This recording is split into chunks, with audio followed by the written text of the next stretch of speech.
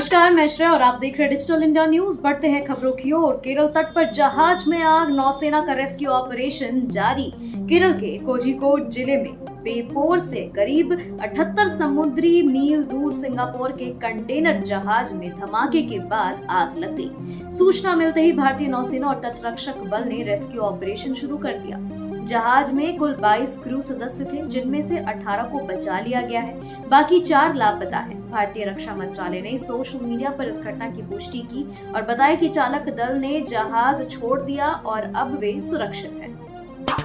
मोदी सरकार पर राहुल गांधी का हमला, 11 साल में नहीं दिखी जवाबदेही, सिर्फ प्रचार हुआ। कांग्रेस नेता राहुल गांधी ने एक बार फिर केंद्र की मोदी सरकार पर हमला बोला। उन्होंने कहा कि पिछले 11 वर्षों में सरकार ने कोई जवाबदेही नहीं निभाई, केवल प्रचार किया। राहुल ने यह टिप्पणी तब की जब महाराष्ट्र के ठाणे जिले में एक लोकल ट्रेन से गिरकर 4 यात्रियों की मौत हो गई। उन्होंने एक्स पर लिखा कि मोदी सरकार जब 11 साल की सेवा मना रही तब जमीनी सच्चाई मुंबई से आई दर्दनाक खबर में दिखती है।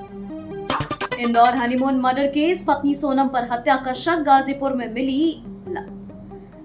मेघालय में हनीमून पर गए इंदौर के दंपत्ति के केस ने नया मोड़ ले लिया है। दूल्हे राजा रघुवंशी की हत्या हो चुकी है और पत्नी सोनम रघुवंशी 16 दिन बाद यूपी में गाजीपुर में बेहोशी की हालत में मिली। पुलिस का आरोप है कि सोनम ने भारे के हथियारों से अपने पति की हत्या करवाई।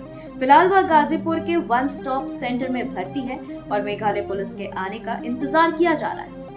बेंगलुरु भगदड़ में 11 की मौत, कांग्रेस हाईकमान सख्त, सीएम को दिल्ली बुलाया। चिन्नास्वामी स्टेडियम के बाहर भगदड़ में 11 लोगों की मौत के बाद कांग्रेस नेतृत्व ने सीएम सिद्धरमैया और डिप्टी सीएम डीके शिव कुमार को दिल्ली बुलाया है। बताया जा रहा है कि राहुल गांधी से मंगलवार को मुलाकात होगी। सीएम ने इस घटना को दुर्भाग्यपूर्ण बताया और कहा कि इसका राज्य सरकार से कोई लेना देना नहीं है। बहन दोषी हो तो फांसी दे दो, सोनम से मिलने पहुंचे भाई ने मीडिया से कहा।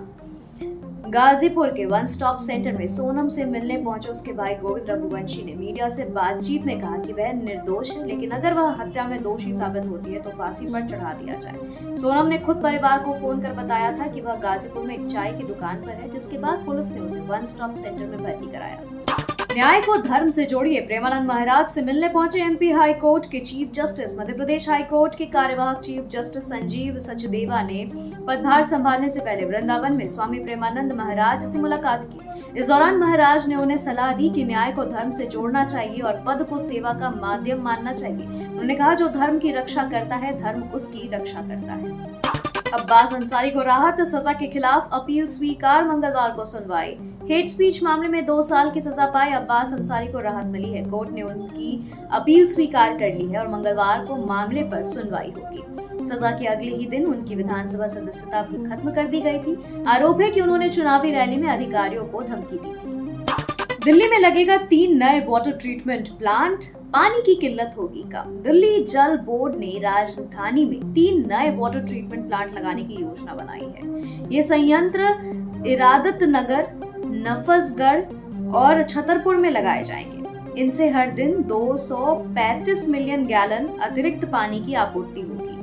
नजफगढ़ प्लांट की क्षमता 75 MGD, जबकि इरादत नगर और छतरपुर की 80 MGD होगी। दिल्ली को पानी सप्लाई के लिए हिमाचल और उत्तराखंड के बांधों पर भी निर्भर रहना होगा।